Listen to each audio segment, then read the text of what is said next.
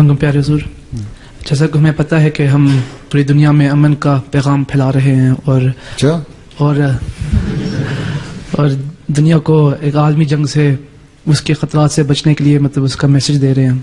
حالانکہ اس کے بارے جنگ عظیم کے بارے میں پیش گوئیاں بھی ہیں، تو پھر ہم کیسے دنیا کو ایک عظیم عالمی جنگ سے بچا سکتے ہیں؟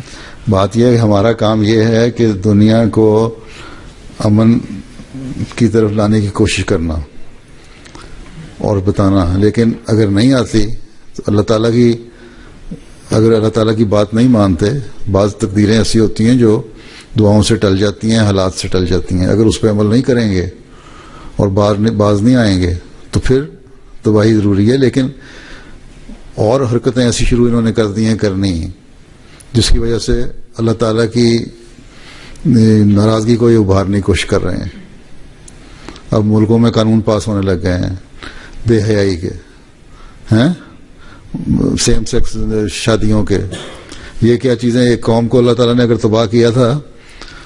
تو وہ قوم یہ نہیں کہے گی کہ ہمیں تو تم تباہ کر دیا، تو یہ قوموں کے جو قانون پاس کر رہی ہیں پارلیمنٹ ہے، ان کو تو نے اجازت دے دی، چھٹی کھلی چھٹی دے دی، جو مرضی کریں۔ رشیا نے اس کے خلاف کہا ہے، ان میں کم orthodox so called orthodox Christian ہیں یا جو ان کے اپنے اخلاق ہیں جو بھی ہے، انہوں نے کہا بڑا ہے۔ اسی طرح ایک اور ملک نے بھی کل پرسوں اس کے خلاف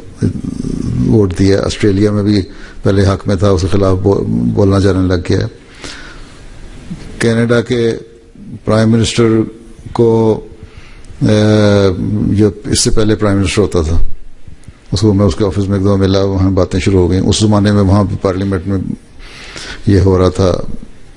گے میرجز کی باتیں۔ اس کو میں نے اس کے کہا کہ تم یہ ان چیزوں سے باز آ جاؤ، ان باتوں میں دخل نہ دو۔ اور اس پہ وہ دلیلیں دینے لگے، آزادی ہے، دیکھو آزادی کے نام پہ اگر ہم آزادی روکیں گے تو یہ ہوگا، پھر یہ کوئی یہ بھی سوال کرے گا کہ احمدیوں کو بھی آزادی نہیں دینی چاہیے۔ میں کہا اس کو تم اس کے ساتھ بریکٹ نہ کرو، یہ بے حیائی ہے، اور اگر اس بے حیائی پہ ایک قوم تباہ ہوئی تھی، تمہاری بائبل بھی کہتی ہے، قرآن کریم بھی کہتا ہے، تو تم لوگ بھی تباہ ہو جاؤ گے۔ تو یہ چیزیں، ان باتوں سے بھی تو ہم نے ڈرانا ہے، صرف ایک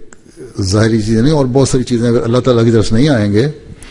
حضرت مسلم صلی اللہ علیہ وسلم نے یہی کہا ہے نا، خدا کی طرف آؤ، خدا کو پہچانو، اور خدا کو پہچان کے دو حقوق ہیں تمہارے جو ذمہ تمہارے ادا کرنے ہیں، اللہ تعالیٰ کا حق اور بندوں کا حق۔ نہیں